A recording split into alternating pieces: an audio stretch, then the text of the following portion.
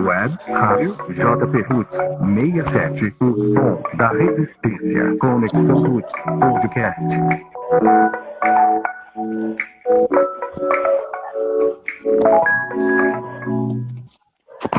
É isso aí, começamos mais um Conexão Roots, hoje com o Cris Roots e aqui o nosso querido do Bandeirão Regueiro. Como é que é o nome do nosso convidado, Cris? O nosso convidado hoje é o Kleber, é o Clebão, Kleber Torquedo, né? Então, aí antes do Kleber falar, vamos para os nossos break rapidinho?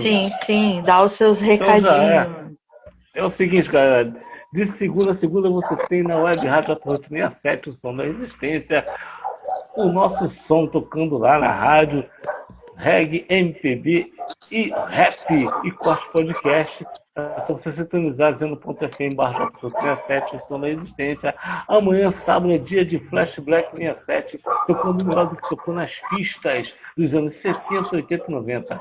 Rhythm and Blues, soul e baladas românticas, valeu? E na segunda-feira temos o programa Radar Musical, com muita música retrô e informação. Vai daí, Cris. E hoje é sexta-feira, dia de Conexão Roots. Estamos de volta para mais uma conexão. E hoje ele, Kleber. E eu vou falar um pouquinho sobre ele, né? É um convidado que carrega consigo não apenas uma história, mas um legado inteiro construído em nome da cultura. Eu estou falando de Kleber Torquedo. É Torquete, né? É o idealizador do Bandeirão Regueiro, um dos maiores símbolos. Bandeirão, beleza. Mais fácil aí já. Um dos maiores símbolos de resistência, identidade, união dentro do reggae brasileiro. O Bandeirão Regueiro, que vai completar 25 anos de história, não é apenas um estandarte, é um movimento, uma cultura, uma bandeira viva que atravessou gerações, mantendo acesa a chama das raízes, da ancestralidade e da força que o reggae carrega. Nas ruas, nos eventos, nas ações sociais e nas celebrações culturais, o bandeirão se tornou um marco que fortalece a cena, acolhe artistas, inspira comunidades e preserva o espírito de paz, amor e consciência. Então receba ele, Kleber, Bandeirão Regueiro. Salve, Kleber! Gratidão, Cris, pelas suas palavras. Muito obrigado. Queria agradecer o convite a você, ao JP, que está participando hoje da Conexão Roots. E estamos aí, né? 25 anos do Bandeirão, a gente completou agora, né? 25 anos, né? Tem um legado aí, uma história aí dentro da cultura reggae, dentro dessa história bonita que o reggae já teve em São Paulo e continua tendo, né? Sim, a gente vai falar sobre tudo isso, mas primeiramente eu queria que você se apresentasse. Quem é o Kleber Bandeirão Regueiro por detrás dos bastidores? Cris, difícil. Eu não sei nem muito falar sobre mim, né, Cris? Eu costumo mais falar do Bandeirão, mas o Kleber é uma pessoa simples e batalhadora que encontrou através de uma manifestação cultural uma forma de empreender e continuar desenvolvendo essa atividade dentro do meio de uma cultura que é muito preconceituosa, né? Criminalizada muitas vezes, né? Quanto a gente já sofreu preconceito, você, o JP, todo mundo que é do reggae aí, que às vezes carrega uma cor, carrega uma trança no cabelo, né? Uma própria camiseta, uma pulseirinha, e às vezes sofre um preconceito aí da sociedade. E assim, é uma hipocrisia, porque a gente do reggae só prega coisa boa, só coloca coisa boa, né? Eu tive a oportunidade de empreender muitos anos dentro do reggae, tive a oportunidade de conhecer muitas pessoas dentro desse meio. Nunca tive problema, no meu comércio nós nunca tivemos problema, nem com outras pessoas, nem com autoridades. A gente sempre foi tranquilo, né? E é assim que a gente é reconhecido também, né? E respeitavam a gente dessa forma aí, pela conduta que o regueiro tem também, né? Maravilha. Em que momento da sua vida você percebeu que queria se dedicar integralmente à cena cultural? Ah, eu acho que foi um processo, né, Cris? Foi um processo que aconteceu. O Bandeirão surgiu de uma ideia de levar uma bandeira para o reggae, né? Para os eventos que eu já ia de reggae. Não existia nada de ideia de continuidade ou comercial, ou até mesmo de atividade cultural, né? Dentro do reggae. Era só uma manifestação de entretenimento, né? Mas ao longo do processo, eu sou um empreendedor, eu sou uma pessoa de visão de negócio, né? Eu fui entendendo que existia uma possibilidade, um nicho de mercado a ser trabalhado, e aí eu já vinha de família já de empreendedores, já de muito tempo, desde pequenininho. Minha mãe, eu já subia num carro de Brasília da minha mãe vendia laticínios e frios nas ruas e eu andava no carro atrás dela lá vendendo e chamando cliente, né? Então já veio de berço isso, né? Então quando eu vi essa oportunidade, eu comecei a investir, primeiramente colocando a ideia, a minha marca em evidência, né? Participando dos eventos e criando um site. Em 2003 eu criei o primeiro site do Bandeirão, ele era uma homepage gratuita, e com essa homepage eu criei várias parcerias dentro do reggae, onde que eu comecei também a pensar nessa ideia de ser um ativista cultural, né? E foi um processo, né? Daí para frente, com o conhecimento, com o network que eu fui criando, né, com o respeito que a gente foi criando, eu vi a oportunidade de levar também para a cultura reggae, que eu já ia para outras comunidades e a minha especificamente não tinha, né? Eu apoiei muitas comunidades, levando bandeirão, participando, apoiando os eventos, e a minha própria comunidade não era uma comunidade que tinha uma representação do reggae. E aí, então, foi um passo de estar chamando o pessoal para participar, você e tantas outras pessoas que participaram dos projetos que eu realizei, né? Tanto na praça do Bandeirão, lá no Parque São Lucas, como no próprio espaço do Bandeirão, né? Então, para mim, eu não sei nem te falar assim quando, né? Mas foi algo que foi acontecendo, né? Então, eu simplesmente, por ter essa visão também e a vontade também de estar levando também da minha parte um pouco da cultura, já que eu participava de outros espaços e os espaços me acolhiam, eu também sentia a necessidade de estar desenvolvendo também, né? E E graças eram a Deus momentos desenvolvemos muito. maravilhosos, né? Pô, com certeza, né? São muitas lembranças.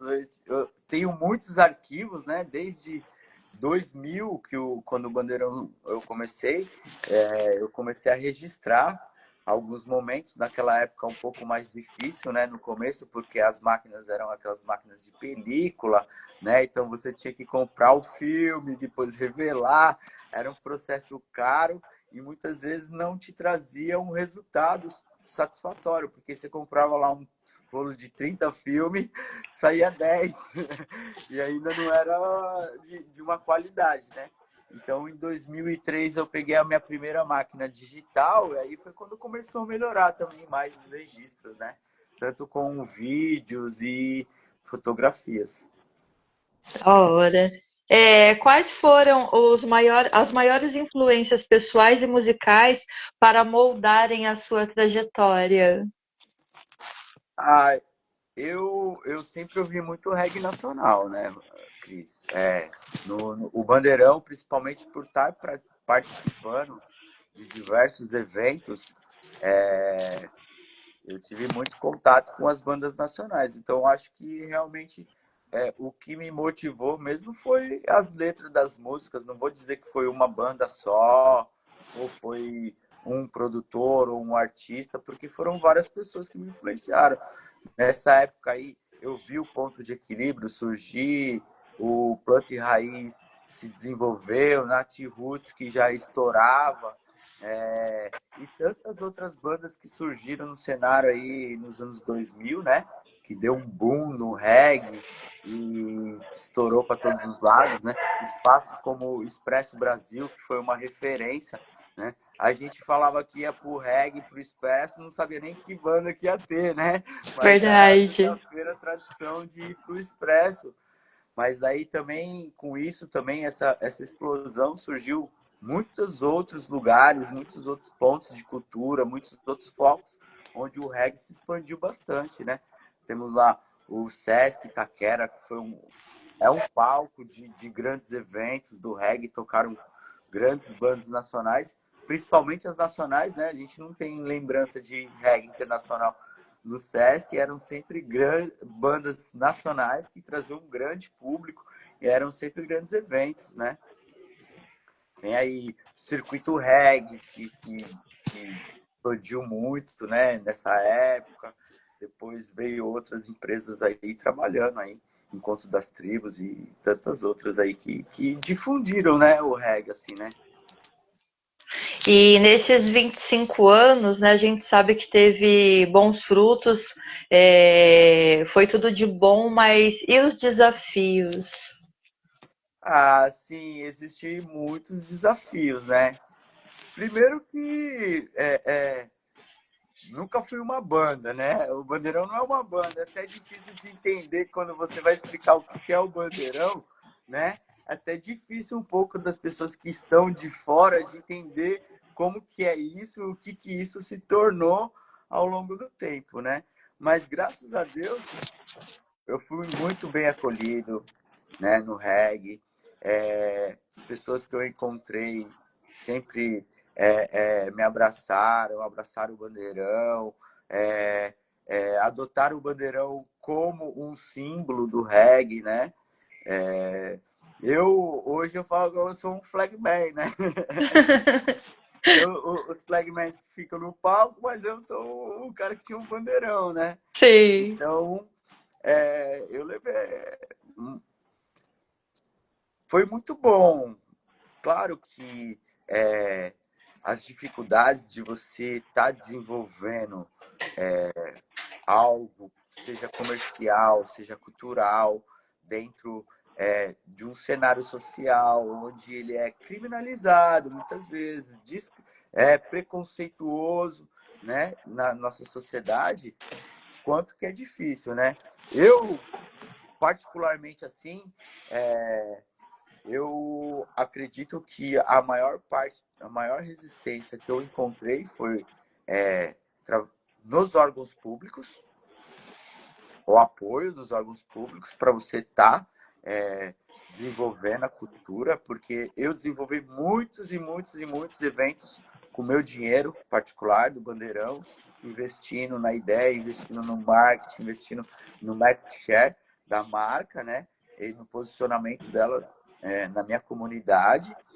E, em contrapartida, não recebi muito apoio, não. Fui receber só depois de muitos anos, através do Toninho Vespoli, do PSOL, quando eu conheci ele.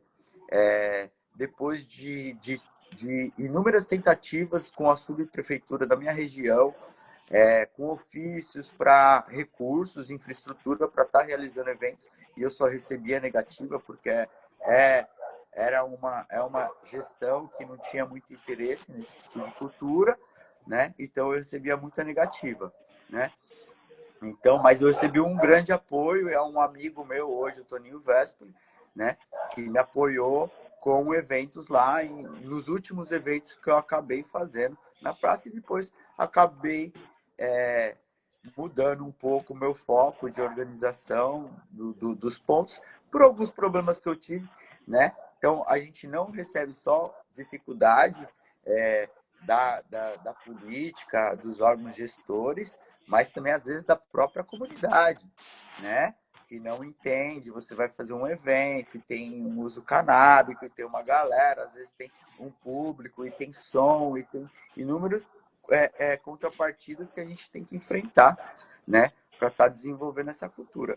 E, por outro lado, também, do lado de empreendedor, a gente sabe que não é só eu, mas é o caso de milhões de empreendedores no Brasil que não tem um apoio, né? também financeiro. Então é tudo muito difícil, né? No começo do Bandeirão. Então eu tive que assim, como que eu vou falar assim? Eu tive que me desprender de muitas coisas, né, para estar realmente me envolvendo nisso, né? Eu sou formado em marketing, eu tenho uma outra área de formação, na área de engenharia, né? Depois eu busquei uma outra formações na área de marketing. Eu sou técnico, eu sou tecnólogo, sou designer, animador gráfico. Essa área de marketing eu comecei a buscar depois dos trabalhos do Bandeirão, porque eu senti a necessidade de estar desenvolvendo trabalhos mais profissionais e ter certeza naquilo que eu estava fazendo, junto à marca, junto, né, ao trabalho desenvolvido.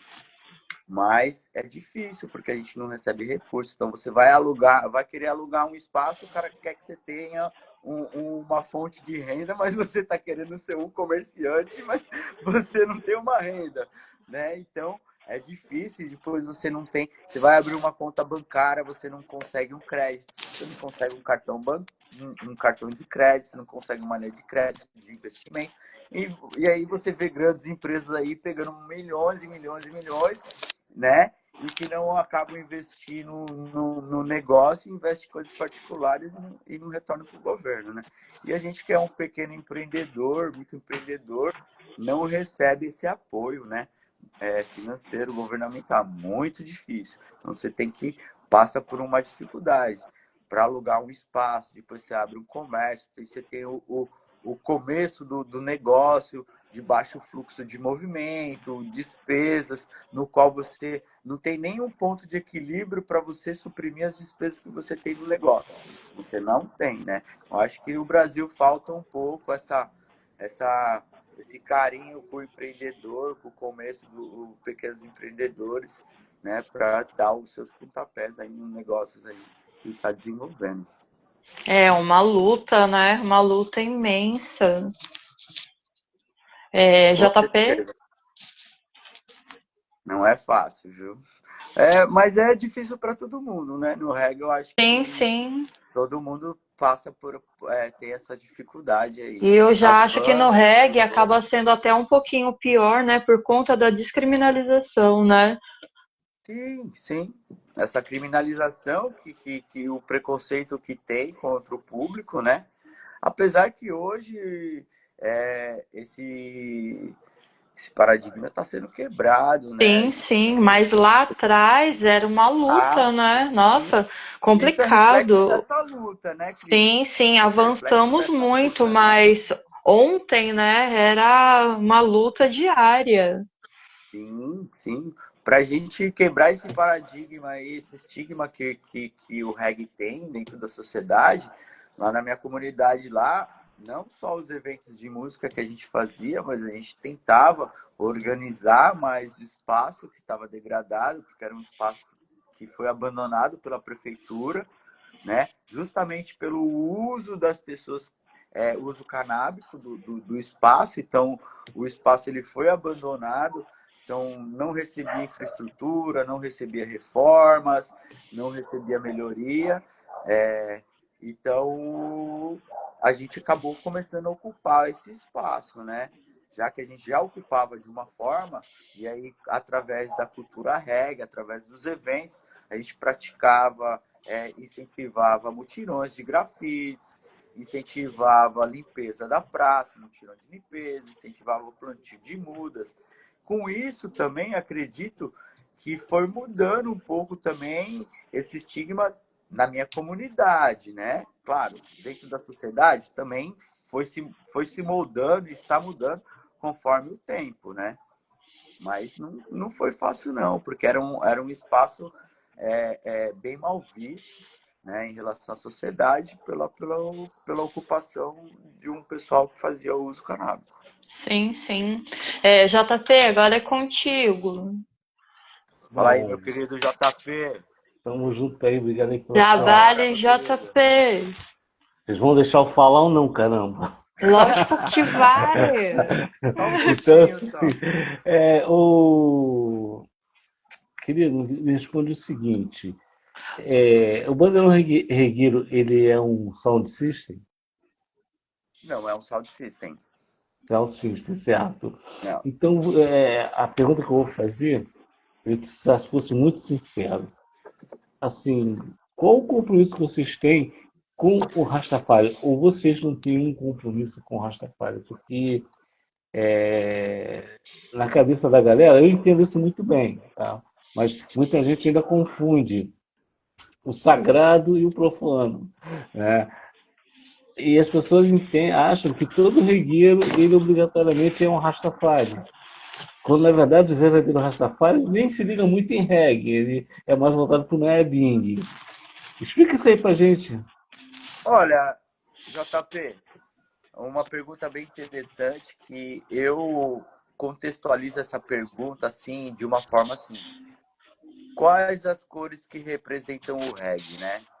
Então, para mim, existe um fundamento através dessas cores que representam o reggae, que é o verde, amarelo e vermelho, né?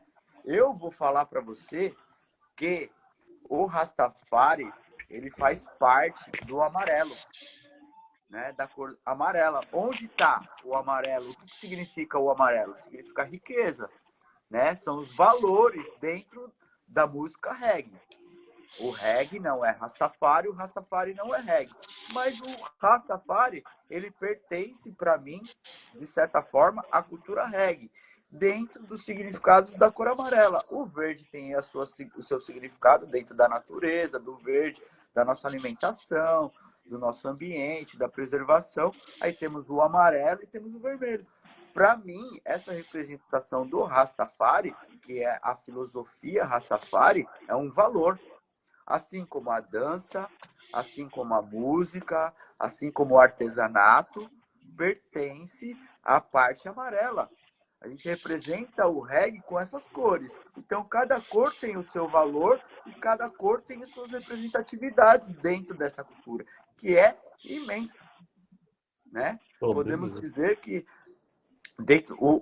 essas cores trazem valores no âmbito global, no âmbito social, no âmbito ambiental, no âmbito da resistência humana, né?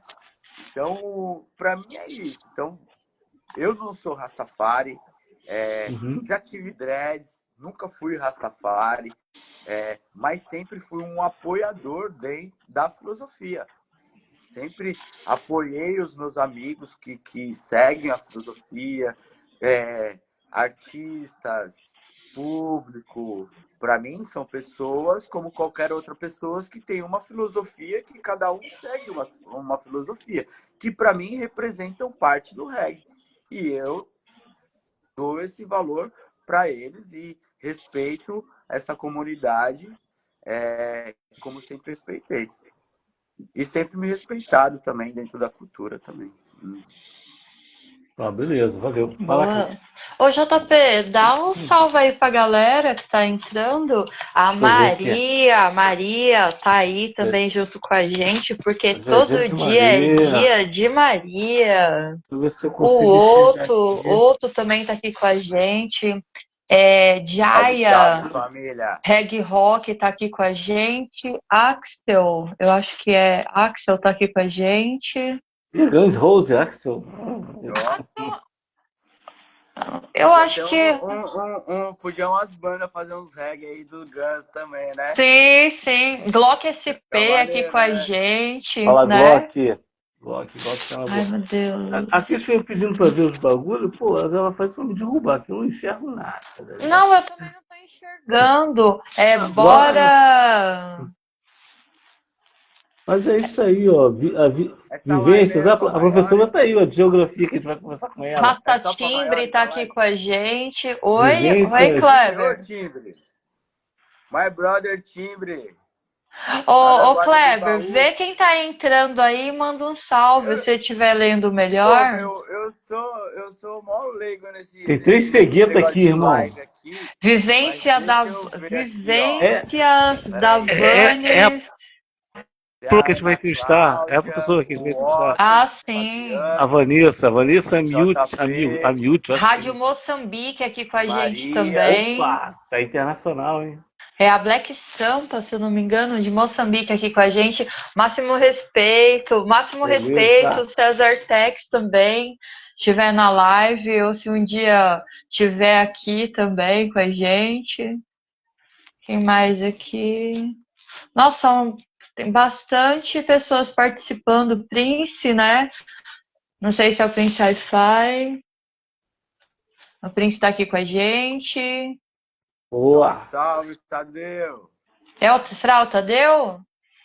Máximo respeito a todos. Eu acho. Porque não tá o Hi-Fi, tá só o Prince, alguma coisa, e eu não consegui enxergar o resto.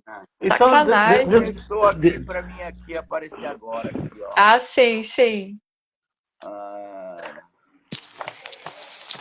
O Plauto. O Plauto é o meu vizinho aqui, ó.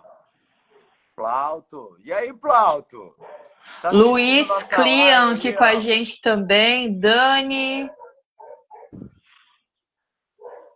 Rafa. Menor 011 aqui com a gente. Eu lembrei do Ras Menor agora, hein? Ai, nem fala. Plauto, Pialto, Paulo, Pluto. É Plauto. É Plauto aqui com a gente. A gente vai por Plauto. Lari também conosco. Eu tô vendo uma galera aqui. Galera. Aparece todo mundo aqui. Tem o Otto, Fabiano, Glock.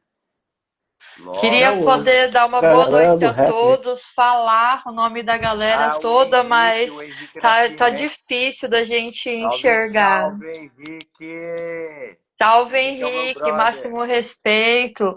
Menor. Quebrada em São Paulo. Peraí, tá Carolino.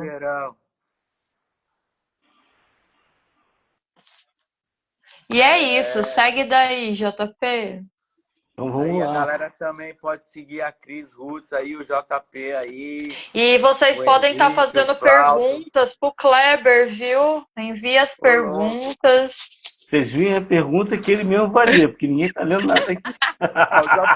O JP entrou, fez uma pergunta só e não falou mais nada. Volta, JP. Vocês deixam eu falar? Vou falar então. Fala aí. Irmão, é o seguinte, continuando a pegada aí do Rastafari, então a gente sabe que o Rastafari tem uma proposta, né, muito espiritual, né, dentro da questão do Bing, que é ligação com as raízes africanas e tudo mais. Você acha que as radiolas, ela, não só falando da sua radiola, mas das demais radiolas, você acha que as radiolas elas têm esse compromisso também de elevar a consciência da negritude? Por exemplo, quando a gente teve aí o dia 20 de novembro, que é uma data muito significativa para o povo preto, principalmente. Então, você acredita que o Rastafari está ligado também a essas questões de sociedade, de preconceito, de luta contra o racismo, principalmente? O reggae ele está nessa pegada? Ou ele ficou mais praiano, mais playboyzado? Como é que você vê isso? Eu entendo a sua pergunta com a mudança um pouco, né? Do reggae que já teve mais, que era um reggae mais de protesto, né? E hoje um reggae mais sociável, sei lá, né? Mais pop, né? Assim, vamos pensar assim, mais popular. Mas eu também penso que também a luta mudou, né? Talvez nós, regueiros, há 20 anos atrás, lutávamos de uma forma, hoje a gente luta de outra, né? Hoje o cara sai com baseado na boca e com dread, o cara não é esculachado pela polícia, né? Então, de certa forma, se o reggae passa uma verdade, uma vivência, ele também vai passar a vivência que ele está tendo hoje também, né? Como que o cara vai criar letras de conceitos de uma coisa que ele nem viveu, né? Como que o cara vai criar hoje, o regueiro vai falar assim, eu sou isso. cara vai criar uma letra falando que tem que legalizar porque a planta já é legalizada, se o cara já fuma um baseado em todo lugar que ele já faz. Entendeu? Então, é um pouco, né? Então, acho que a gente muda conforme a sociedade muda também, né? Nós somos feitos mais de forma a se transformar do que a ser como pedras imutáveis, né? Entendi. Principalmente os jovens, né? Principalmente os jovens. Você falou a questão da ganja, né? Você citou essa questão da ganja. Sabe que ainda rola, né? Muito preconceito em relação ao uso da erva e também tem a questão da criminalização que ainda existe. Em alguns momentos se pode usar, em outros momentos não se pode usar. Como é que você vê essa questão do uso da ganja, cara? Até onde ela pode ser positiva ou negativa? Porque a gente sabe que no Rastafari ela é usada por um propósito, o propósito espiritual de se conectar já, né, pelo uso. Agora, no reggae, vamos dizer assim, da Soul System, que também tem uma questão de resistência, mas não rola essa questão espiritual no uso da ganja. Usa-se mais na questão do consumo mesmo para recreação. Eu Então, penso. como é que se faz para equilibrar isso? Para dar uma consciência à galera? Olha, o uso é recreativo, mas tem que ser um uso responsável. Cara, eu acho que a responsabilidade do ser humano é de qualquer forma. Não é só com o uso da ganja, né? Então, a gente tem que ser responsável num torno social e ambiental um todo. Então, eu sempre fui um ativista e sempre preguei a legalização, né? Eu sou mercadólogo, né? Na minha profissão como mercadólogo, eu tendo sempre fazer uma análise de mercado. Então, eu já faço essa análise de mercado sobre a ganja há muitos e muitos e muitos anos, né? Eu já venho prevendo esse mercado mais formal, mais legalizado há anos, né? E já era uma tendência que alguém que pudesse analisar um pouco melhor o mercado, pudesse fazer uma análise, saberia que o futuro é algo formalizado. Em relação à ganja, eu acredito mais que deva existir uma formalização do que uma desformalização, um descontrole. Porque se há um descontrole, não há um controle sobre venda, não há um controle sobre quanto consome, não há um controle de qual qualidade que se consome, onde que se consome, onde se compra, entendeu? Então, aí existe um mercado que ainda não está formalizado. Ele é em uso? É em uso. Estão se formalizando o medicinal. Eu tenho certeza que daqui a pouco outros mercados vão entrar na onda da formalização e do uso canábico, seja ele alimentício, seja ele industrial, medicinal, farmacêutico. É um mercado gigantesco econômico que o que barrou ainda essa formalização, a gente tem uma sociedade um pouco conservadora, mas acredito muito na questão da criminalidade, né? Que se havia do envolvimento da ganja com o narcotráfico. Então, realmente, como que a sociedade resolve isso de uma forma, de uma noite para o dia? Não dá. Como que você libera plantações de maconha, fazendas e fazendas, se o tráfico ainda se faz uso desse produto como fonte de renda, né? Então, eu vejo a dificuldade da nossa sociedade também em trabalhar essa questão da formalização, né? Mas acredito que o plantio domiciliar, onde você possa plantar na sua casa, é o caminho para quebrar esse estigma, esse processo, porque a partir do momento que as pessoas começarem a plantar nas suas casas, não terem mais uma perseguição, não terem mais aquele envolvimento com o tráfico, vai mudar a sociedade, né? Mas esse é o ponto, né? O sistema ele não vai querer liberar para você plantar em casa. Ele vai liberar para você comprar na mão deles. Eu comprar entendo, mais caro. Você sabe que eu entendo assim, ó. Eu como profissional, eu analiso que o mercado canábico é muito, muito, muito grande para se conter por causa do uso recreativo. O interesse financeiro com a venda canábica, seja em insumo para exportação ou materiais produzidos aqui, manufaturados aqui, é muito grande. Então, perder esse mercado por causa de um mercado recreativo é muito mais fácil você liberar o plantio domiciliar e liberar os COFs, empresas para venderem, entendeu? Do que você perder esse mercado gigantesco que é. Hoje a gente vive um processo de uma aldeia global. Então, a necessidade de intercâmbio de produtos, serviços e outras coisas dentro do globo é muito grande. Então, daqui a pouco, o uso canábico a cannabis vai ser um produto fornecido pelo Brasil em larga escala para vários países, para a China, Estados Unidos, Europa e tantos outros. E eu não estou dizendo só da questão do uso recreativo, estou dizendo da questão do uso industrial, o uso farmacêutico, o uso medicinal. E para que o mercado possa atingir isso, não tem como você esquecer o recreativo. Não tem como você falar assim que a empresa de carro vai começar a produzir lá partes do carro de cânhamo. Não vai ter como você falar que a empresa de cosmético vai produzir hidratante, vai produzir shampoo, vai produzir sabonete, e o cara não vai poder plantar na casa dele para fumar. Entendeu? Eu acredito que mais para frente um pouco, essa questão da proibição da cannabis vai ser até um assunto banal. A gente não vai mais nem discutir sobre isso, entendeu? Pelo menos a minha visão.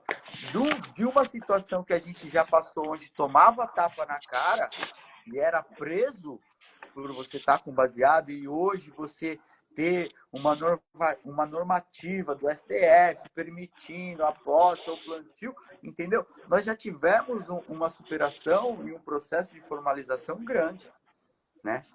Foi um processo, foi uma luta, né? Participamos das marchas da maconha, tomamos tapa na cara, esculacho de polícia, não é verdade? Medo, repreensão, outros perderam o emprego, foram presos, né?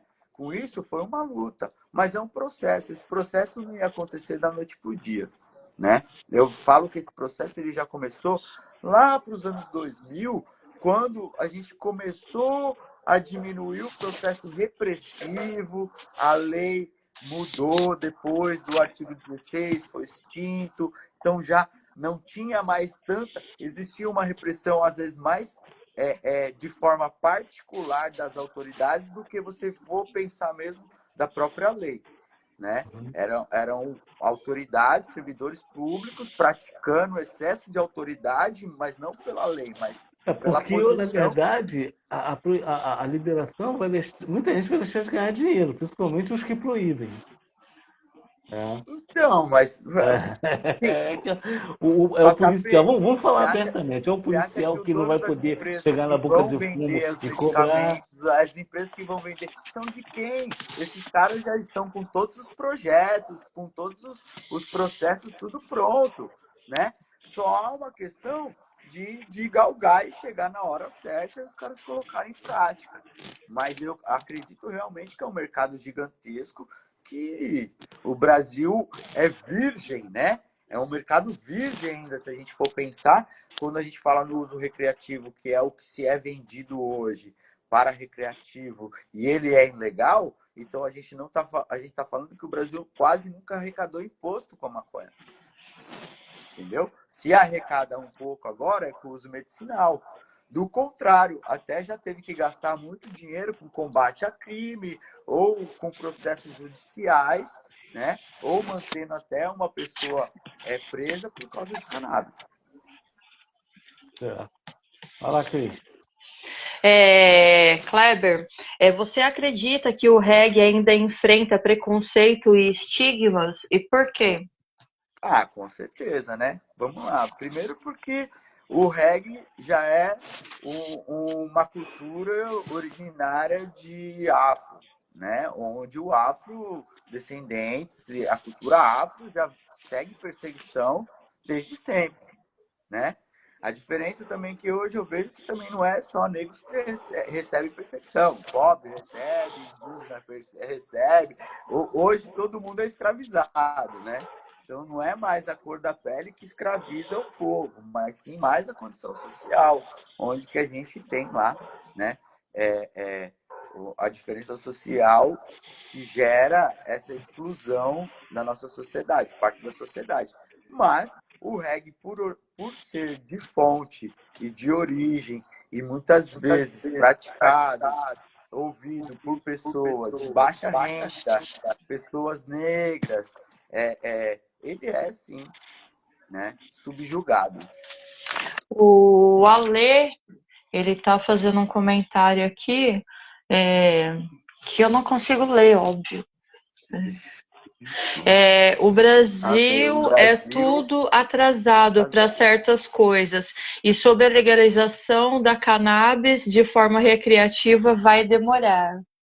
Ale, olha, eu sou de uma forma meio que divergente da sua opinião. As coisas estão caminhando. Já foi um pouco mais lento. Acredito que caminha um pouco mais rápido.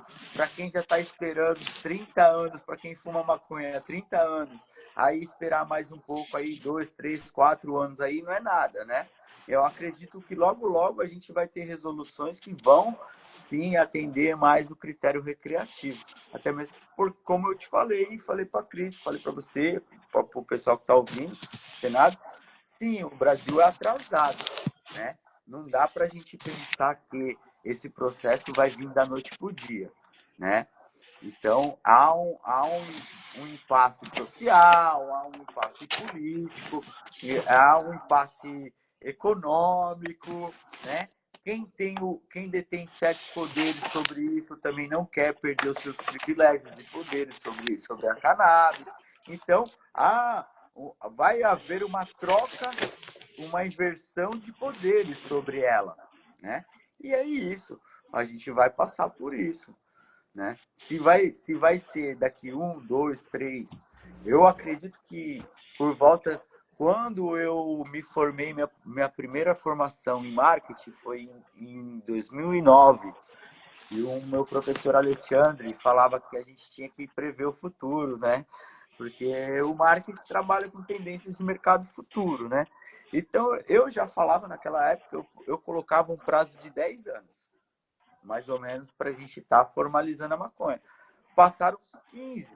De certa forma, o maconheiro hoje já ele tem o seu habeas corpus, a sua prerrogativa para poder estar fumando. Ninguém mais prende o maconheiro. Se a polícia te prender, te parar ainda com posse de maconha, o máximo que às vezes ele vai fazer é um excesso de autoridade mandando você jogar fora, que é uma prerrogativa ilegal, sim, mas dos males, os menores, do que a gente já passou já, subir em cima de árvores, se escondia em buraco, entendeu?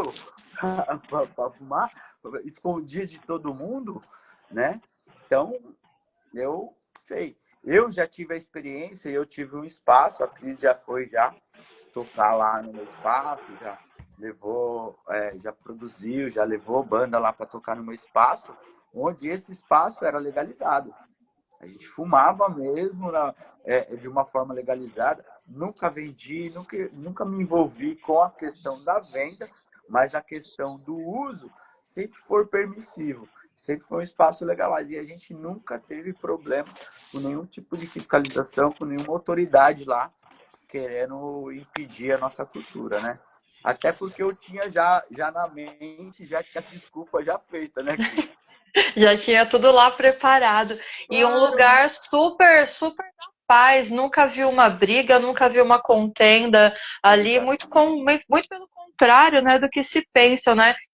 Quando fala-se no reggae, a galera já pensa em tudo quanto é podridão vai ter ali, né? Todas as coisas mundanas, né, profanas, vai estar ali, né, num ambiente de reggae por conta da cannabis. E não é bem assim que acontece, né? É um lugar de respeito. onde você pode estar com a sua família, você vai de boa, porque você vai entrar e vai sair na paz. Exatamente. Eu tive uma situação que eu tive que chamar a polícia lá, né, por uma questão isolada, não era nem questão, foi uma outra questão, mas quando eu tive que me recorrer de chamar a autoridade, quando chegou lá, o cara falou assim, o policial falou assim, nós achou até estranho aqui, porque esse cara do reggae chama nós aqui, porque aqui nunca tem nada, não traz transtorno para ninguém, a gente não, né? Então, eu tinha o meu espaço, era bem próximo à delegacia, tinha todo momento passando viaturas e autoridades passando lá, policiamento. E, inclusive, na pandemia, quando estava muitos comércios fechados e eu permaneci, eu me adaptei um pouco lá ao bandeirão, então eu passei o balcão para frente e, às vezes, de madrugada, um pouco mais tarde, assim, passava viatura, e chegava até parar, às vezes, para pedir refrigerante, né?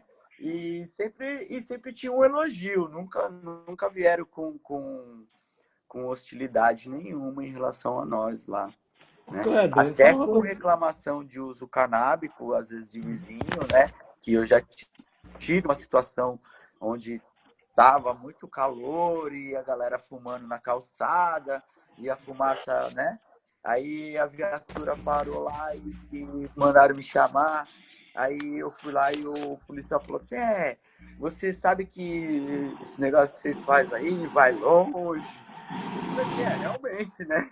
Vai longe, mas o que eu posso fazer? Tá calor, o pessoal veio aqui para fora e tal.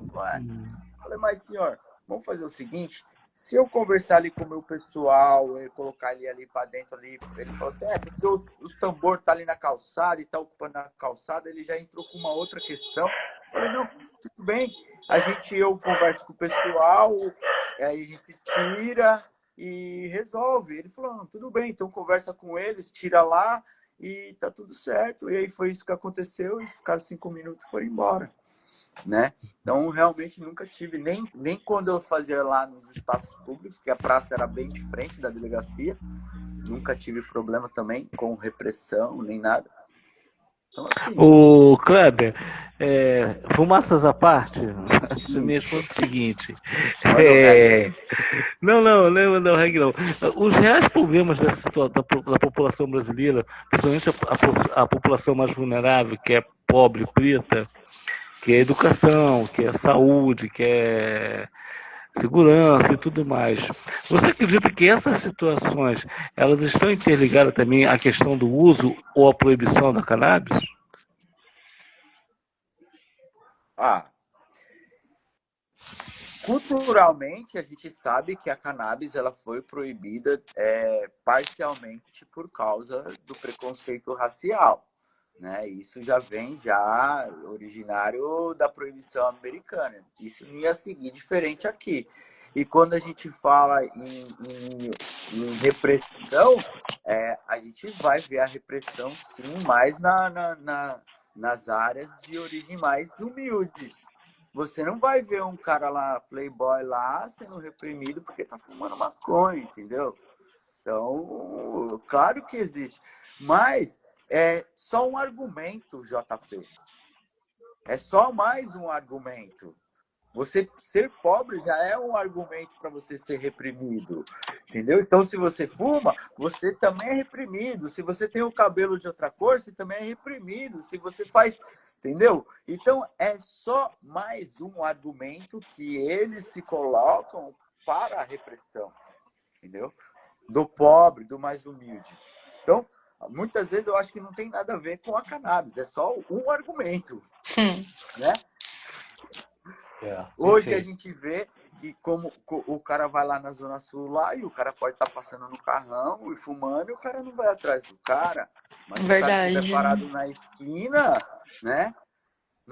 Lá a gente vê recentemente lá a proibição de uso canábico nas praias de Santa Catarina, mas não vai no carro proibir, né? Você não vai ver lá, falar assim, não, se você for pego lá no carro lá ou no outro, você vai... Na praia foi proibido, né? Mas, e por outro lado, você não vê lá multas ou fiscalização para lixo, vandalismo, depressão do espaço, né? Essa questão de dentro e fora é subjetiva. Tudo está dentro, não tem nada fora aqui, né? A gente viaja numa grande nave espacial pelo universo interestelar chamada Terra, né? Estamos presos aqui no tudo. O que um respira aqui, o outro respira também, né? Hoje a gente vê aqui o impacto desse consumismo chegando lixos de vários lugares do mundo nas nossas praias, né? E vice-versa, e lixos espalhados pelo oceano, lugares aí que dizem que tem ilha de lixo no meio do Pacífico, né? Então, eu sempre pensei uma questão seguinte: a gente tem uma falha na política nossa, né? A gente tem um lado que fala da direita, um lado que fala da esquerda, e um lado que fala do ambiental, mas cada um puxa a sardinha para o seu lado. Verdade. Não é verdade? Verdade. E o ideal seria uma coexistência entre os três. Sim. Porque a gente vive numa sociedade onde tem tudo isso, onde a gente tem o meio ambiente, onde a gente tem o pobre, onde a gente tem o rico. Então, a gente tem que pensar dentro de uma sociedade como a gente coexistir dentro dessa sociedade de uma forma onde a gente possa pensar numa igualdade, né? Num equilíbrio social também, né? Mas eu penso que existe muito mais coisas por trás disso que a nossa vã filosofia é capaz de entender, né? É capaz de saber, porque eles omitem informações. Quem está lá no poder controla de certa forma, né? Controla a natalidade, controla o dinheiro, controla o desenvolvimento tecnológico, controla os recursos naturais, controla a alimentação e até de que forma nós temos exatamente essa autonomia para sermos livres e sermos cidadãos bons, honestos, né? Se existe todo um controle por trás disso que força, né? É uma prefeitura que não quer que todo mundo leve seu lixo embora porque ele vai parar de dar emprego para os catadores lá, para aquela empresa lá que coleta o lixo na praia. Não é verdade? Igualmente, se todo mundo lá selecionar seus lixos, fizesse, vai diminuir tudo, diminui. Então, eles não têm um plano para isso, né? O rico que quer continuar sendo rico, o pobre que quer deixar de ser pobre, o cara do ambiente lá que quer que pare os furacão, que quer que pare os tornados, que quer que pare os terremotos, né? Mas nenhum pensando num conjunto político, né? Num conjunto político de ação. Então, para mim, hoje eu penso que nem a direita, nem a esquerda, nem o ambiental é suficiente, né? Se eu votar em um dos dois, em um dos três, nenhum deles vai trazer o suficiente para a nossa sociedade que a gente precisa. É isso mesmo. O Chacal ele está dizendo o seguinte: como educar as pessoas? O uso de. Se não educamos as nossas juventude, o uso preservativo. Isso. Deixa eu tentar se eu entendi. Como a gente educar as pessoas na questão do uso canábico, é isso? Isso. Se a gente não consegue... Sim, é difícil, né? Hoje também, se a gente pensar essa juventude aí, são milhões de informações, né? Eles são bombardeados de informações, né? A velocidade das informações e muitas coisas, quase nada é profundo, né? É tudo muito artificial, porque a informação acaba não sendo analisada. O cara vê uma informação agora, não deu nem tempo dele pensar naquilo, ele já está vendo outra, que já está vendo outra, que já está vendo outra, e como que ele vai? Realmente. Mas é difícil. Cabe, eu acho que pai, mãe, né? A sociedade Eles querem controle do que eles querem, da forma como que eles querem. Se a gente deixar nossos filhos à mercê da sociedade, a sociedade vai educá-los da forma como que eles querem, né? A Cris, que é mãe, eu que sou pai, sabemos quanto que é difícil e que se deixar eles no mundão, realmente ser doutrinados pelo mundo, acaba, né? O mundo toma conta rapidinho da pior maneira. Já é gerações diferentes, né? Já é gerações diferentes da nossa, com conceitos diferentes, com valores diferentes da nossa, né? Sim, sim. JP? A proposta do reggae para o mundo, ela mudou ou ela continua a mesma? Que a proposta, com o Bob Marley mesmo, era a proposta de trazer paz, trazer mais união, trazer respeito, igualdade para todos os povos e tudo mais. Essas bandeiras morreram com ele ou ela é propagada? O artista do reggae virou estrela demais para isso? Eu não vou generalizar, mas deve ter os dois lados aí. Tem as estrelas e tem aquele que propaga. Tem um monopólio. Tem, claro que tem. Tem aquele que sobe a cabeça, o estrelato, e esquece as suas origens, mas também isso é em todos os lugares. Isso é um problema social do humano, talvez, esquecer as suas origens, né? E a gente não precisa falar só do reggae sobre isso, é do ser humano, Sim. né? Mas o reggae é muito grande. O reggae, para mim, ele tem a banda que prega amor, tem aquela banda que prega protesto, tem aquela banda que prega a suavidade, tem aquela banda que prega ganja. E é muito grande. Falar que todos falam da mesma língua, falam da mesma linguagem, eu não vou falar que é igual, né? Mas tem aqueles que são mais humildes e tem aqueles que são menos humildes, né? O reggae, para mim, a essência é a mesma, continua sendo a mesma. O reggae, quando a gente fala de reggae, o reggae não mudou nada. O que muda é o comportamento individual ou grupal de determinados grupos, né? Que de repente, vai mudar, a gente agia dessa forma, a gente age de outra. Mas isso é um comportamento isolado daquele grupo ou de outro grupo que não é igual do outro, né?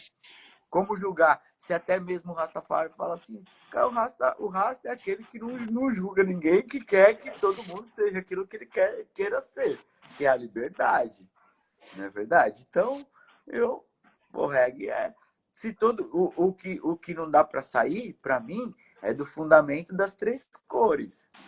Que o reggae sempre vai estar, independente da onde que você vai ir, se é só praiano, se é para protesto ou se é de amor, né?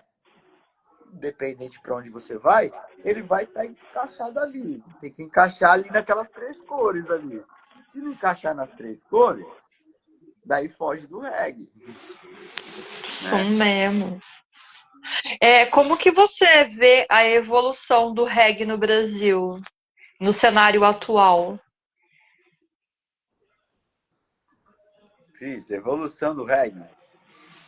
Evolução de que sentido? Em todo o cenário.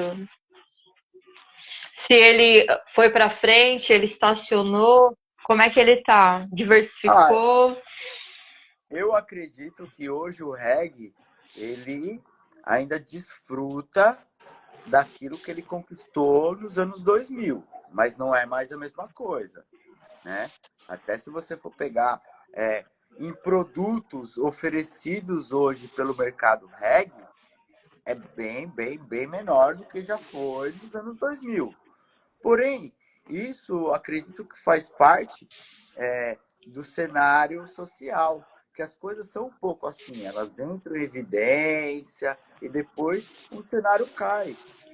Todo cenário comercial, ele tende a crescer, chega uma hora que ele vai estagnar e uma hora ele vai cair, A gente vê isso em todos os cenários. Você vê no futebol, um time ganha, 2, 3 anos, daqui a pouco ele cai, é o outro que vai 2, 3 anos, é o outro, e vai trocando. O patrocinador é o mesmo, né?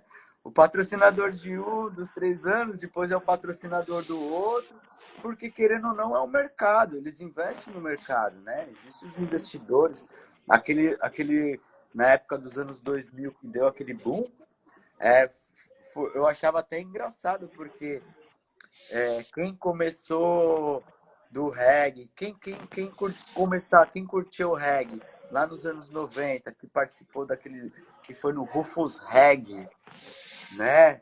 96, 97, e aí depois entrou aquele cenário 2000, e aí foi se estendendo.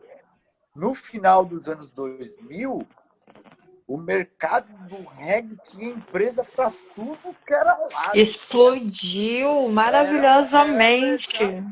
Coisa que a gente não vê hoje, né? Já não vê, porque eu vejo que é assim também.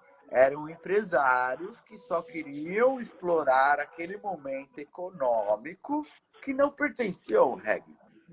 Casas noturnas, empresários, gravadoras e tal, que muitas vezes nem pertencia ao reggae, não pertencia ao cenário do reggae, mas se usufruiu daquele momento de alta do reggae para engajar e ganhar dinheiro. Muitos ganharam e ganham, né, até hoje. Assim Tem como... um comentário do Ali Oi. aqui, Cris. Tem um comentário do Ali sobre esse assunto. Deixa eu ler aqui, abrir para tu perder o fio. O Ali diz o seguinte: o que mudou é que alguns artistas que se posicionaram politicamente e indo de contra o que eles cantam. Entendeu? Fato também. E é fato. E eu vi grandes nomes aí que apoiaram o Bolsonaro, inclusive. Tá? O ser humano cara da foi antiga. alienado. Entendeu? E a gente não vai deixar falar que o regueiro também não foi também. Na minha opinião, a minha formação política e educacional jamais permitiria que eu mudasse a minha diretriz política. Entendeu? Até mesmo porque se eu levanto uma bandeira, eu tenho que levantar essa bandeira, né? Certeza, e né? Quem levanta. Mas existe muita gente que filosofa outras ideias, que o reggae também não é de esquerda, que o reggae é de direita, devido à Etiópia e tal, que o comunismo talvez que matou, talvez não, pelo menos eu não sei se eu estou certo nessa história, que é através do comunismo que mataram o Selácia. Então, que existe uma certa divergência. Mas eu acredito que a divergência, para mim, é na ideologia social. Não adianta eu pensar o que era um comunismo naquela época do Selácia, o que é um comunismo hoje, o que é uma esquerda hoje, o que era uma esquerda daquela época. Entendeu? Então, para mim, se o reggae fala sobre a valorização do ser humano, sobre um aspecto de igualdade, né? Onde que todos nós temos que ser valorizados, todos nós temos que ter a oportunidade igual, todos nós temos que ser igual, eu vou votar em quem mais representa isso. Ué, se isso chama esquerda, eu vou votar na esquerda. Se chamasse direita, eu votaria na direita. Sim, agora não adianta você falar da paz e o amor e daí você tá aliado com quem é homofóbico, racista, fascista, aí depois você vai cantar a paz e o amor, né, espetando o teu coleguinha, né? Não, porque o próprio Bob Marley, ele quando sofreu o atentado, todo mundo sabe porque ele apoiava um cara que era de esquerda, que era o Marley. Então, o Seaga, que representava os interesses da coroa britânica na Jamaica, mandou os seus correligionários lá dar um tiro nele. Sabe? Isso não é mentira, isso não é segredo, todo mundo sabe disso.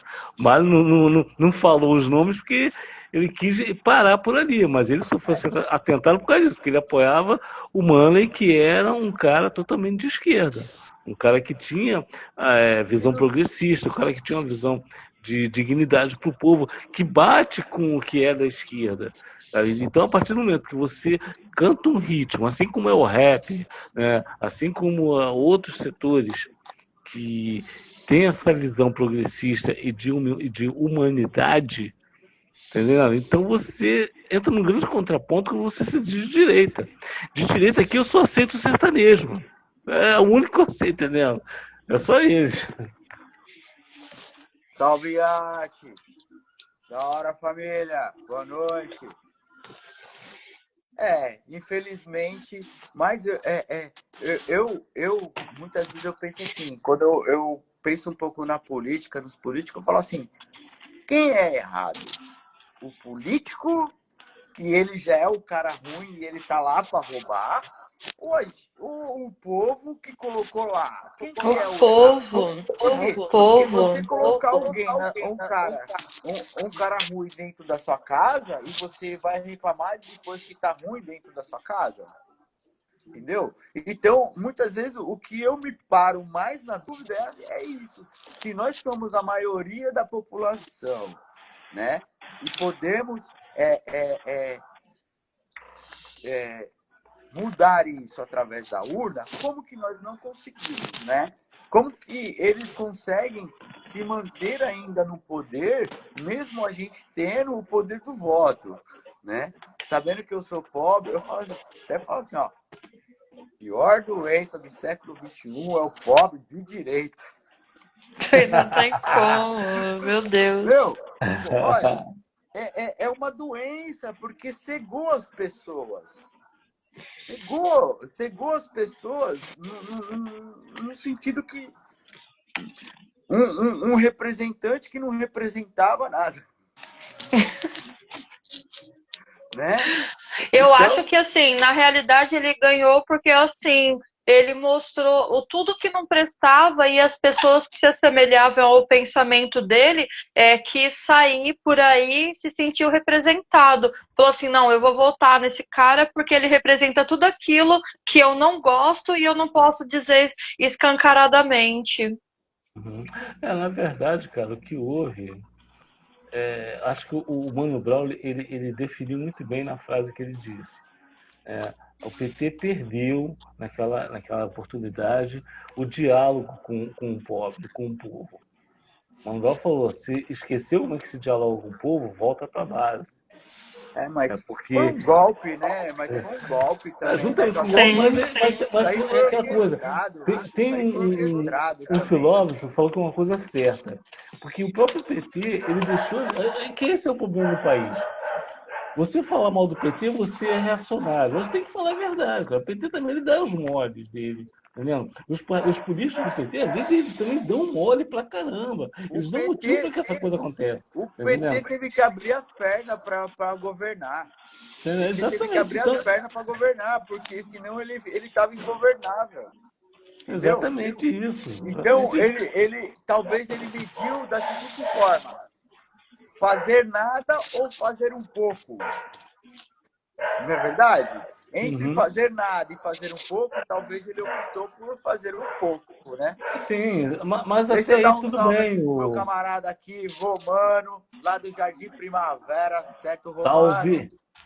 Salve aqui, ó, Thiago, J. Thiago 0184 aqui, ó, Romano, parceirão aí, lá do Primavera, lá.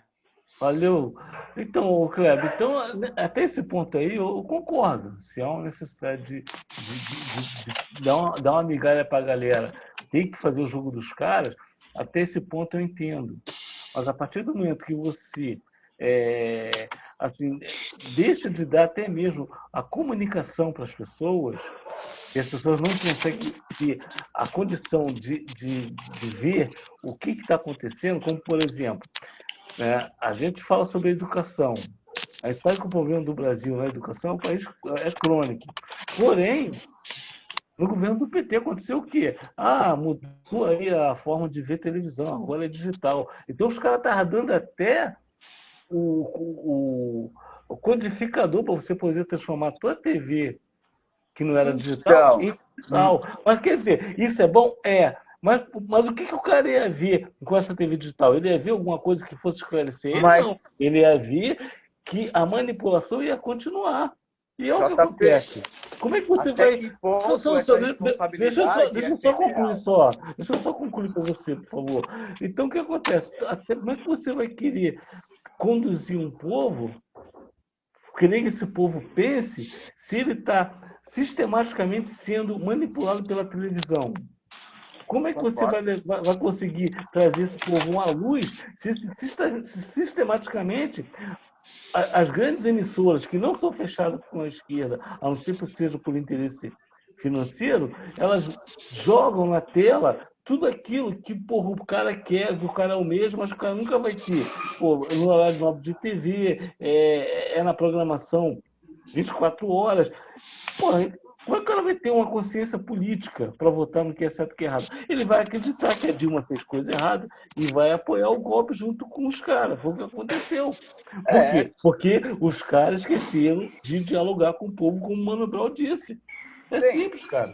eu talvez entenda um pouco assim também. A dificuldade também, quando você tem emissoras já corrompidas para o outro lado e você não consegue utilizá-las, né? Ou elas se utilizam-se de informações contrárias para que a opinião da população seja contrária à do governo, né?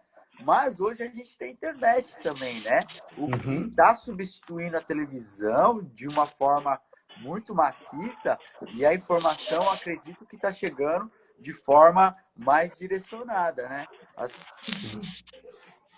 Chega uma informação, chega a mentira, mas também chega a verdade. Antes só chegava a mentira, né? Mas aí quando o cara incomoda muito, eles fazem como estão fazendo agora, estão cancelando o Renato. O Renato, estão cancelando o Chavoso da USP, perdeu a conta. Sim.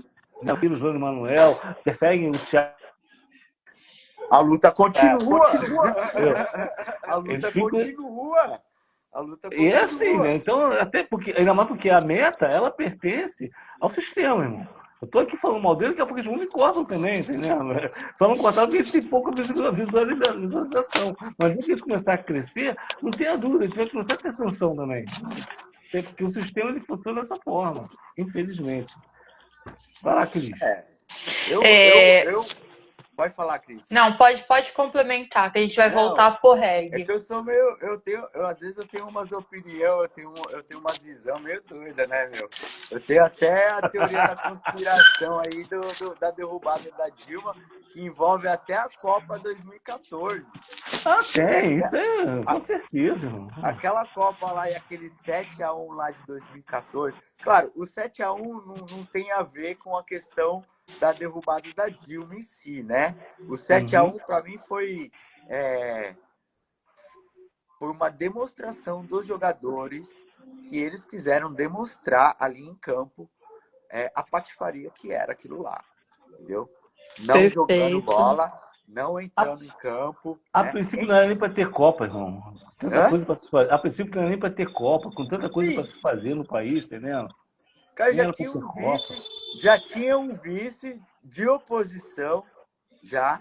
Aquilo já vinha orquestrado bem antes já o que eles iriam fazer. Inclusive até a economia houve um declínio, né? A gente tinha um superávit até 2014. Após 2014 a gente começou num déficit enorme, né? Da desvalorização do dólar e tal. E teve uma crise enorme. E tudo isso envolve justamente. Black Bloc só foi naquela época, meu. Isso, nunca mais. Olha, a gente teve aí 4 anos de Bolsonaro aí com um monte de perrengue. Ninguém viu o Black Bloc. Pô. Perfeito. Então, é uma conspiração que o governo tem. Então, eu imagino como que é difícil um governo de esquerda governar nesse país. Quando você falou da educação, eu penso da seguinte forma, JP. a educação do estado de São Paulo, ela é gestada pela direita sempre, sempre foi. Sempre, Esse sempre, sucateamento aí sempre. que está tendo da educação, que você está falando sobre isso, que colocaram lá, na verdade, obrigaram os alunos a usarem plataformas de ensino, né? Então, plataformas que nem ofereciam direito o serviço, né? E obrigando os alunos, né? E isso tudo vem de uma gestão de direita, né? Onde sempre o estado de São Paulo foi de direita e sempre teve essa gestão. Então é difícil. Como que eu vou falar assim que o governo, que ele tem que olhar para um país gigantesco, onde ele tem diferenças sociais grotescas de um lugar para outro, olhar da mesma forma, né? E o Estado, muitas vezes, quando ele até tenta fazer o federal, ainda barra ainda em congressos que são inimigos do povo, que não querem que o governo faça coisa para o povo, porque ele não quer que um governo se dê bem com o povo. Entendeu? No final das contas, é o Lula que não deu uma educação boa, entendeu? Não deu um transporte bom, não deu o salário bom, entendeu? Não é os E se empresários. choveu, foi culpa do Lula, porque ele tinha como ter instalado guarda-chuva e não instalou no momento certo. Então, Cris, vamos de reggae já, falando de Bora de reggae, né? O reggae brasileiro, ele tem identidade própria.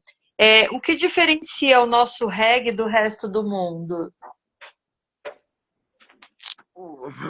Difícil essa pergunta, né? Eu acho que, primeiramente, a nossa língua, né? Que é diferente das outras, então ele vai ter uma harmonia diferente com o reggae, né? A gente é um país tropical, então quando a gente fala de reggae, a gente está falando no mundo todo. Então você vai ter reggae lá na Europa, você vai ter reggae no Japão, você vai ter reggae na América do Sul, na América Central e na América do Norte. Em todo lugar tem reggae. Eu tenho certeza que em cada lugar tem o seu jeitinho de fazer reggae, né? E o nosso é brasileirado também, né? Mas eu tenho certeza que recebeu muita influência do reggae jamaicano e eu também não vejo tanta diferença assim do reggae nacional. Claro, você colocar a língua, que é um ponto crucial de diferença, mas os músicos daqui, tenho certeza que a escola deles é baseada na Jamaica, né?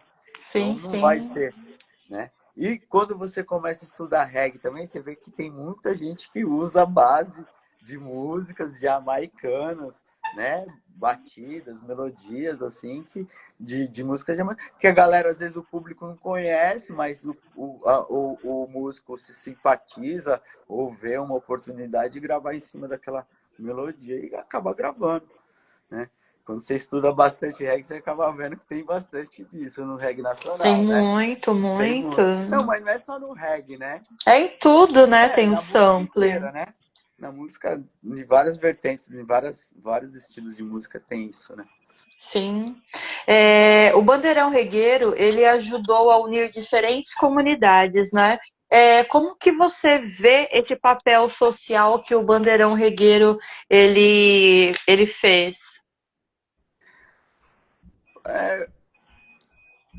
Eu acredito que, é engraçado, quando eu levava o bandeirão, chegava nas comunidades com o bandeirão, e teve aquela recepção, e você abre o bandeirão e junta.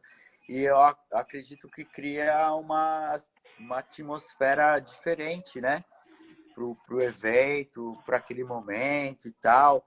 E para quem não era do reggae, e vendo aquela situação, vendo aquele momento de descontração, acredito que melhorava no ponto de vista desse estigma que o reggae sempre teve, né? Então, isso o Bandeirão já participava das redes sociais, da internet, sempre teve um posicionamento de convidar também, de levar o pessoal, de incentivar as pessoas a estarem indo, né? E graças a Deus a gente conheceu muita gente, né? Sim. Muita gente passou por debaixo do bandeirão, viu? muita gente passou por debaixo do bandeirão, né? E é legal, eu acredito que também incentivou muita gente, né? Uma galera também a estar fazendo em outras comunidades. A minha comunidade que não tinha, né? Eu fui, acho que um precursor ali na comunidade de reggae, mas depois de 15 anos, outras coisas apareceram, outras comunidades próximas ali também praticando. Quando começou também o Sound Systems também, apareceram várias equipes de Sound System também em torno ali, próximo do Bandeirão, e a gente acabava sempre apoiando, né? Não só a nossa comunidade, mas como outras comunidades. Eu já fui para tanto lugar, já. Né? Inclusive aqui tem, né, onde eu moro hoje, né, eu sempre participei de um festival que acontece uma vez por ano aqui, que é o Regado a Reggae, né? E eu participo aqui há mais de 15 anos desse festival aqui também, né? O Bandeirão já faz até um pouco parte da cultura aqui desse festival aqui, de tantas participações, né? Olha que maravilha. Eu quero dar boa noite para o César Tex, da Black Sampa, que está aqui presente com a gente, né? Boa noite, César. Máximo respeito. Boa noite, César. Salve. Para você, qual que é o papel da cultura periférica na formação da identidade brasileira com o reggae hoje? O reggae é periférico, né, Cris? Então, com certeza, a identidade da comunidade pertence também parcialmente ao reggae também. Inclusive, aqui por onde eu ando aqui também tem a minha comunidade, você passa, tem algumas manifestações também, não muito grandes assim, mas tem um ou outro, algumas coisas aqui que tem, né? Inclusive, eu moro no Jamaica. Meu bairro, por Top. incrível que pareça, aqui chama Jamaica, né? E a entrada aqui da praia é toda colorida, assim, das cores do reggae, né? Toda decorada, assim, também com reggae. Não tem nada a ver com a música especificamente, mas pela cultura do reggae também, da Jamaica, acabou influenciando, né? Até essa decoração, né? E é periférico, né? A gente acaba adotando. É difícil você ir numa comunidade, você não vai ver uma camiseta do Bob Marley, você não vai ver uma camiseta de reggae.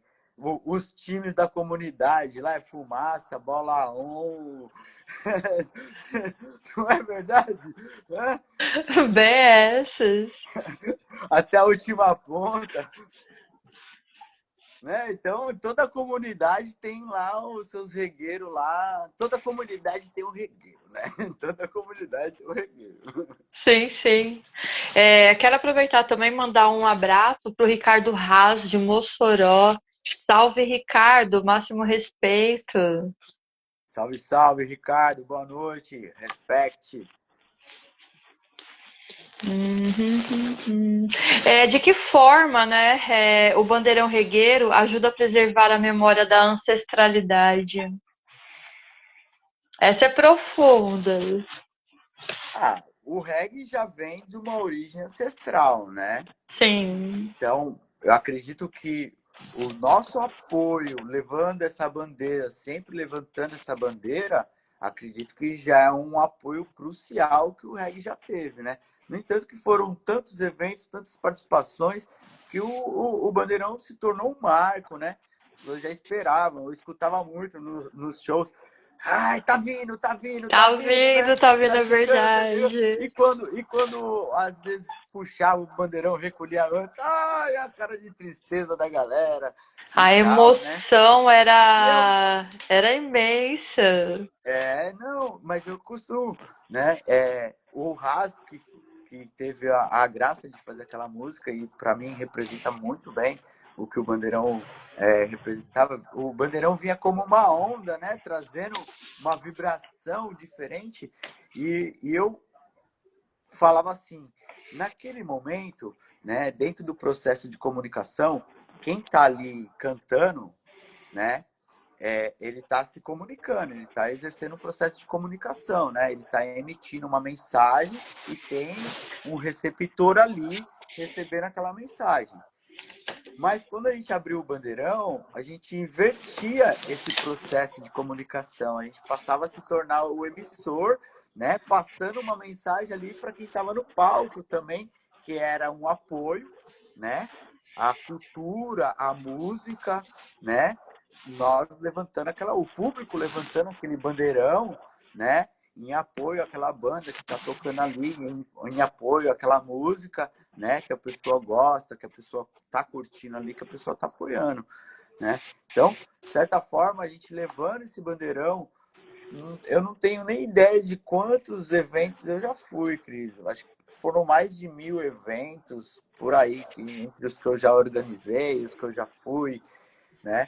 Então, falar que não é um apoio, né? A cultura não é um apoio à ancestralidade, né?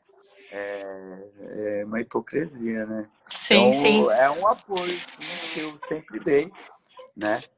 Nunca cobrei para estar levando o bandeirão para lugar nenhum, sempre arquei com as despesas, né? E depois, quando desenvolvi os trabalhos suprimiam o custo, algumas despesas, às vezes nem todas, né? Mas o Bandeirão tem alguns projetos ainda ambiciosos ainda para ir ainda. Então tem muita coisa boa para vir Se Deus ainda, né? quiser, se Deus permitir, a gente realiza, né? Legal, daqui a pouco você vai falar sobre esses projetos. Agora eu quero mandar um abraço ao João Ribeiro, música tá na pista. Não podia falar do Bandeirão Regueiro sem falar também um pouco do João Ribeiro, né? Eu apresentava, né? Eu fui convidada pelo João Ribeiro para apresentar o Bandeirão Regueiro, né, em homenagem ao Kleber, né? Então foram bastante longos anos, acho que 4 anos de Bandeirão Regueiro, né, que eu tive o prazer de estar à frente, né, apresentando, e o Kleber também lá dentro do ambiente dele colocava, né, para estar rolando o Bandeirão Regueiro, né? Pô, é uma época muito, muito boa, né? Que a gente passou, foi muito divertido, muito satisfatório a gente trabalhar com o reggae. O público do reggae é muito, muito.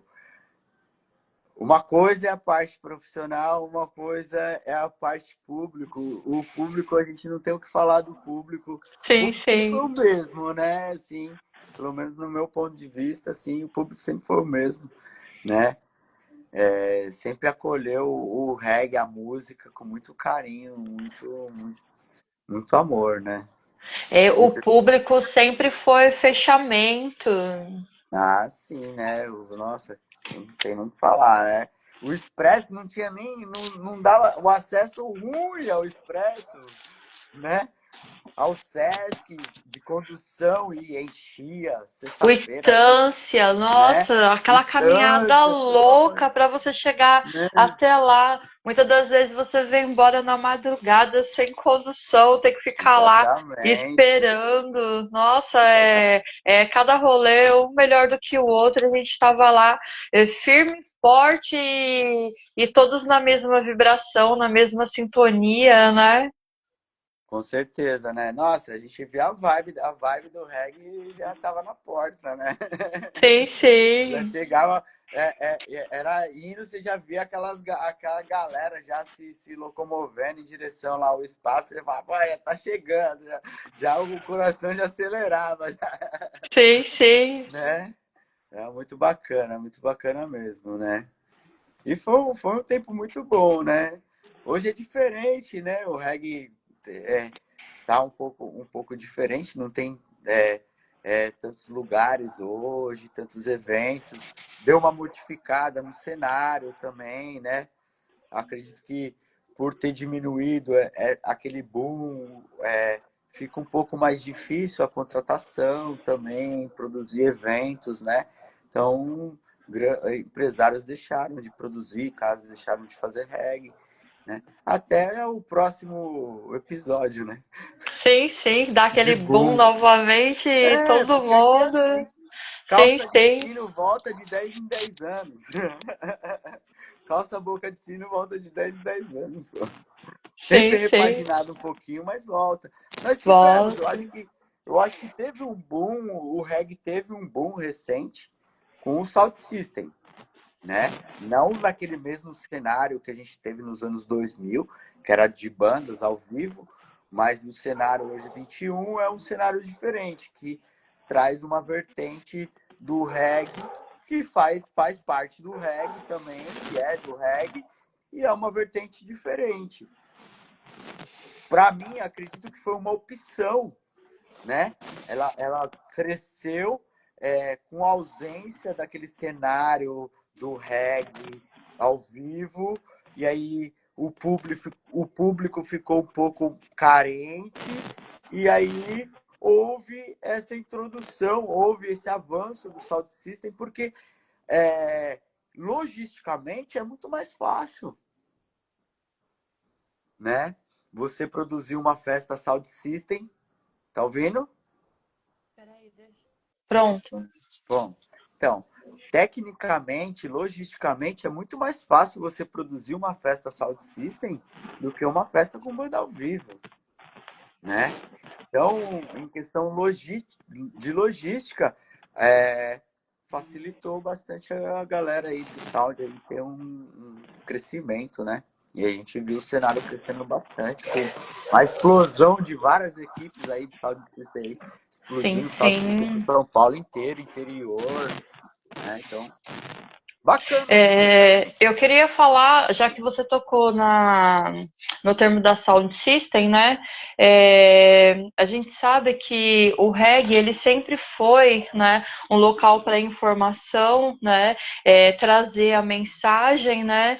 E teve há uns tempinhos atrás, né, quando a gente falava de Sound System, então a gente estava falando, né, sobre conhecimento e trocou-se essa parte de conhecimento, né, por, vamos assim dizer, né, dentro de um linguajar de arrastar mesmo, né, onde o público estava indo para consumo, né, de drogas mais pesadas, né, substâncias pesadas. Como que você viu esse cenário, essa decadência do cenário? Eu acho que foi um oportunismo dentro de um público, de um nicho de público que existia, que era o funk, os pancadão de rua, né? E tinha um público já mais ou menos, para mim, parecido dentro desse perfil, e que talvez surgiu uma outra vertente que desse uma nova chance ali daquele público se divertir daquela forma, né? O reggae não é isso, o reggae não é só isso. Vou falar, tem gente que defende falar que lá no Jamaica tem essas vertentes, tem essas modalidades mais sensualizantes e tal. Não vou falar que tá errado, nem que tá certo, porque o reggae é muito grande e cada um faz. Tem aquele que leva o dub, tem aquele que leva mais um stepa, tem aquele que leva mais um roots e tem aquele que leva mais um dancehall, que também a gente também tem que reconhecer. Claro, a questão da degradação social, o uso de drogas, isso nenhuma cultura deve apoiar, né? Então, cabe também aos produtores, aos mestres de cerimônias, que oriente também, né, o público, né, a ter uma disciplina, né, porque a gente era regueiro, mas tinha disciplina, né, então Sim. não pode também avacalhar um cenário também, eles também têm que ter uma certa responsabilidade em relação à cultura, né? A não transparecer coisas que não é da cultura para uma cultura que é tão bonita, né? Sim, concordo. JP? Fala, JP. Opa. Bom, eu queria fazer uma pergunta bem simples pro Kleber, né? Perguntar para ele o que seria dele se não fosse o reggae. Olha, eu vou falar uma coisa para você que eu costumo brincar com a galera que eu falo até recentemente, você falou bastante, né? Eu morri uma vez. Eu já morri uma vez, eu tive uma experiência de quase morte com 18 anos, né? Então eu morri, eu fui lá pro outro lado lá e vi lá o plano de luz e as fotinhos da vida passando, né? E eu falo que eu não morri porque eu tinha uma missão, né? E depois disso, né, que surge toda a questão da história do Bandeirão. Foi depois de eu ter tido essa experiência de minha vida mudou em questão do que eu pensava, né, de alguns comportamentos. E aí depois disso que eu tive a ideia de levar o Bandeirão, né? E junto com o Bandeirão veio também a oportunidade de estar trabalhando a questão social, né? E para mim traz uma satisfação muito grande. Não é só a questão da música, o reggae, né? Então, quando nós fazíamos lá os eventos, tinha mutirão de plantio de muda, tinha grafite, que era a arte no muro, tampando aquele muro preto, feio, e passando uma cor, passando uma arte, dando a oportunidade de manifestação artística para aqueles jovens que estavam ali próximo à nossa comunidade, né? Fazíamos mutirão de limpeza, né, na praça. Então, coisas que não tinha, a prefeitura não assistencializava aquele espaço, então era nós mesmos que tínhamos que fazer. Tive uma experiência que eu fiz eu falo que foi um remanejamento inteligente, né? A praça não tinha lixeiras. Aí nós fazíamos bastante mutirão. Na verdade, eu acordava cedo de domingo, 7 horas da manhã, ia na praça com 3, 4 sacos de lixo, dava aqueles meus tragos e ia saindo recolhendo lixo daquela praça, né? Algumas pessoas me ajudavam, quando tinha eventos a gente fazia um mutirão mais pesado e tal. E além de arrecadação de alimentos, arrecadação de produtos de higiene pessoal. Então, foram vários eventos beneficentes que a gente fez também. Então, o reggae me trouxe a oportunidade de eu trabalhar também essa questão social. E eu quero também poder também dar continuidade, né, dentro dessa oportunidade que o Bandeirão me trouxe, que o Bandeirão pode ter também, de estar levando mais a questão social do reggae para as comunidades, seja a minha, outras comunidades, né? Para isso, eu gostaria de, um futuro, estar transformando o Bandeirão também em uma associação, né? Porque o Bandeirão é o Bandeirão é o Bandeirão. Vamos pensar assim, o Bandeirão é o Bandeirão. Mas o que tem por trás do Bandeirão, que é uma instituição privada, né? Que eu batalhei lá, que eu fui o empreendedor, que eu injetei o meu dinheiro, que eu injetei o meu tempo, conhecimento, né? Então, é uma empresa privada que tem a sua lucratividade, teve lá a sua rentabilidade. Hoje, ela, de certa forma, comercialmente, ela está parada, não está arrecadando nada, mas ela já teve a sua lucratividade. Parte a gente destinava a questões de ações sociais, né? Com a prática de eventos e eventos beneficentes e outras coisas que a gente fazia, né? Então, eu também quero. Então, se eu não tivesse tido o reggae na minha vida, eu talvez não teria tido essa oportunidade de estar fazendo essas benfeitorias, né? Tantas que eu fiz lá na minha comunidade. Falando do remanejamento da lixeira, eu retirei algumas lixeiras que ficavam na Anhamelo, em trechos que eram isolados, que não passavam ninguém, e eu instalei essas lixeiras na praça. Porque como a praça ficava suja, e todo mundo que passava lá falava assim, olha os maconheiros que sujam a praça aí, olha os maconheiros que sujam a praça. Só que houve uma transformação de valores, houve uma inversão de responsabilidades de valores. Porque quando eu coloquei aquelas lixeiras na praça, a galera que frequentava a praça começou a colocar o lixo na lixeira. Só que a prefeitura não coletava os lixos, não esvaziava as lixeiras. E ela transbordava, caía para fora. Só que quem passava na rua, olhava as lixeiras cheias, caídas, falava assim, olha, a prefeitura não está recolhendo. Boa. Entendeu? Como que inverteu a responsabilidade, né? A ação social que a gente fez lá na praça, que reverteu, mudou o comportamento, porque as pessoas sabem. Elas sabem que elas têm que jogar o lixo. Elas só têm um desvio de comportamento. Se você também não dá ferramenta para ela praticar a cidadania e o comportamento bom, ela não vai praticar. Se ela não tem ferramenta, ela está lá socializando numa praça, vai ficar segurando o papel do sorvete, vai ficar segurando lá o copo até quanto tempo? Lá e você não tem uma lixeira.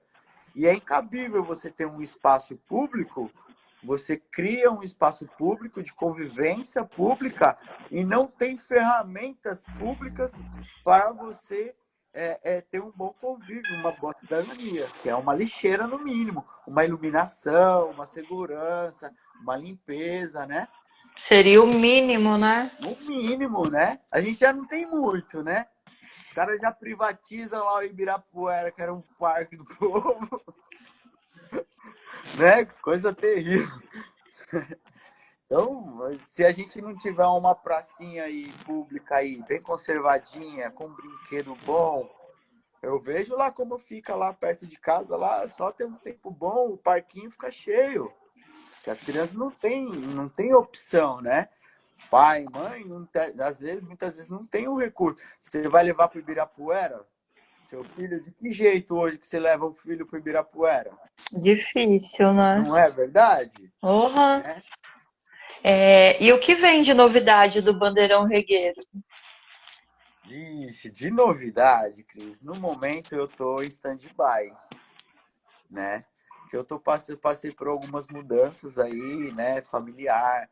Então, desde a questão, eu tive uma separação, então aí o Bandeirão teve que fechar, eu fechei o Bandeirão lá em São Paulo, lá porque tive uma pressão do proprietário para eu entregar o imóvel que eu já estava há quase 4 anos, né? Legalmente ele nem poderia fazer esse pedido para mim pelo período que eu já estava lá, eu tinha deveria ter uma certa segurança de estar no imóvel, né? A lei do inquilinato fala sobre a questão do uso para posse pessoal, onde o proprietário poderia estar pedindo o imóvel para uso pessoal, que não foi nem o caso, né? Foi mais uma questão do cara ter mais uma intolerância religiosa, filosófica, da questão do reggae, do preconceito, de pedir o imóvel lá. E foi logo numa sequência que eu tinha perdido minha mãe, que sofreu um acidente. Minha mãe teve um acidente fatal, ela foi atropelada no metrô das clínicas e ela faleceu. E aí, consequentemente, embolou muitas coisas, prioridades da minha vida. Eu tenho o meu pai, que tem 89 anos, aí eu tive que passar a tomar conta dele. Então, mudou tudo, né, na minha vida, assim. Então, eu dei tô dando um tempo, assim, até eu também me organizar novamente, né, porque eu ainda tenho meu pai está vivo, ele mora aqui comigo, mas também ele tem 89 anos, também necessita de um cuidado, de uma atenção, né? Com essa idade a gente já vai despertando outras dificuldades, né? Intelectuais, físicas e tal. E, então ele precisa dessa assistência. Então nada mais justo que eu hoje poder estar dando essa assistência para ele, né? Sim, necessário. Então não necessário. tem como eu estar pensando muito em alguns projetos assim, eu estar colocando em prática, né? Colocando em prática. A gente tem a ideia, né? Eu tenho a ideia de futuramente estar criando uma associação, né? Criar lá o projeto Bandeirão, né? Fundação. Na verdade, eu queria criar uma fundação, porque é baseado em cima da ideia. Então, seria uma fundação Bandeirão Regueiro, que é uma associação, mas fundação só como um nome fictício, né? Seria um grupo de pessoas interessadas a estar discutindo e estar levando essa cultura. Não precisa ser da minha comunidade, mas pode ser da cena do reggae num todo, né? Boa. E a gente poder trabalhar, né? E com isso a gente está desenvolvendo atividades culturais, sociais, que possam promover a cultura aí. E tá dando continuidade dessa ideia aí do Bandeirão, né? Dessa oportunidade, dessa história aí que o Bandeirão já criou, já, né? Opa, necessário. Essa é Super uma delas, né? necessário. Sim. Quem sabe aí, logo, logo, Cris, eu tenho a vontade de estar levando o Bandeirão para os grandes festivais do mundo. Né? Tá Maravilha. participando lá, de repente, do Rotonton, do Summer Splash, né? Em outros países aí onde a cultura reggae está desenvolvida, né? E a gente poder tá levando o Bandeirão, tá participando, da mesma forma que a gente já participou com essas bandas, até mesmo que se de repente for lá fora lá e participar de um festival onde for o Soldier, o Grandation, o Desire, né? E tantas outras bandas que a gente já viu aqui no Brasil, né? Ir para lá, nada mais vai ser mais de um encontro novamente. Oh, legal, né? muito legal. Brasil, mas Sim. lá fora. E eu acredito que isso, de certa forma, vai valorizar também a imagem da cultura do reggae aqui, né? No Brasil, aqui. Né? A gente levar também essa imagem desse entretenimento, desse objeto que é cultural aqui, que já faz parte aqui, que talvez nunca tenha tido lá uma ideia assim também.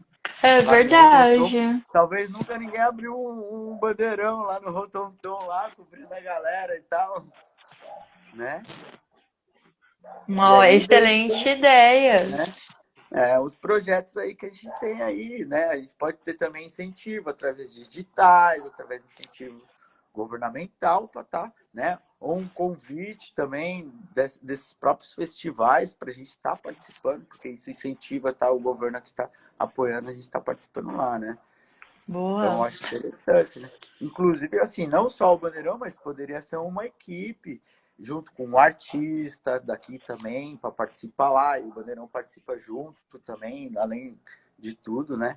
No festival, e eu acho que é bem interessante. Pessoal, daqui a pouco uma tour Bandeirão, né? Tour internacional Bandeirão, e a gente trazer essas imagens para cá dessa participação também, né? E levar o nome do Brasil lá para fora também. Muito bom. Nossa cultura reggae, né? Porque é complicado a gente falar que a gente trabalha uma cultura que não é exatamente nossa, né? E a gente tem esse fundamento cultural e a gente leva essa cultura. É igual a gente quando vê falar do samba lá no Japão, né? O cara tem uma escola de samba lá no Japão. Mais ou menos. Talvez para eles talvez igual a gente falar do reggae aqui e eles ouvindo lá, né? A gente falar de reggae aqui. Mas é um cenário muito grande, é um nicho de mercado grande. Existe uma massa grande de regueiro, né? Sim. Vai daí, JP. Vai, Jota. Vamos para a reta final, né? Pedir as considerações finais. Sim. Fala com ele aí. Então, agora eu queria que você fizesse suas considerações finais. Agradecer a Cris, agradecer o JP pela essa participação, pela oportunidade de estar podendo levar um pouco da história do Bandeirão. Tem muitas mais histórias aí, a gente não contou quase nada, né? Falou um monte de coisa aí e tal. Mas é um bate-papo mesmo, né?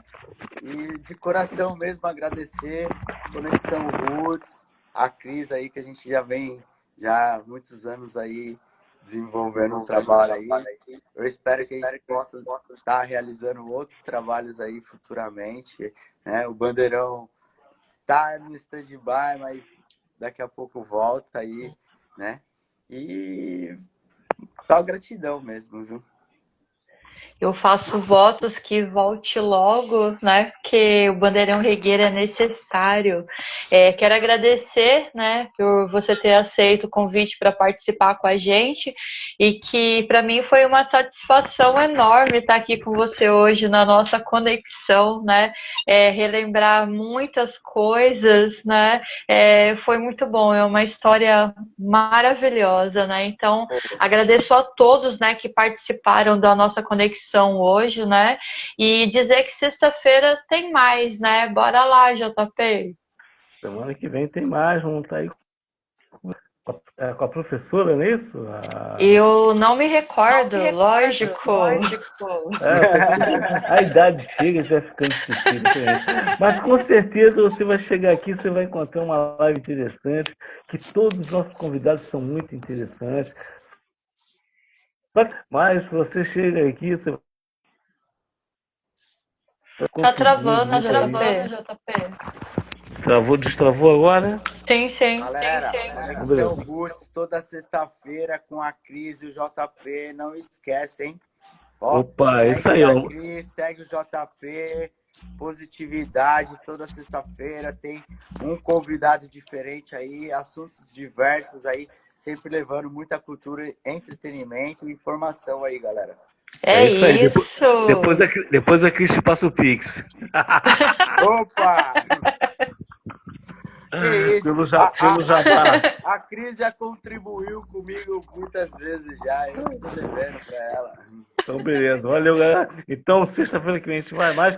Olha a vinheta, olha a vinheta. Olha a vinheta. Pô, pô, pô, pô! Web Rádio JP Roots 67, o som da resistência. Conexão Roots Podcast. Vai na Babilônia. É isso aí, galera. Sexta-feira que vem a gente está de volta aí. Muito obrigado a você que esteve com a gente. Vamos ficando. E vamos lá. Não, e sexta-feira melhor. É fogo na Babilônia. Pô, essa sacanagem. O cara fica daí só instigando a gente. Semana que vem a gente tá junto. Beijão, Cris. Valeu, irmão. Fui. Beijo. Abração para todos. Cris. Gratidão, máximo respeito. Uma boa noite para vocês. Gratidão. Galera, muito obrigado, hein? Todo mundo aí antenado.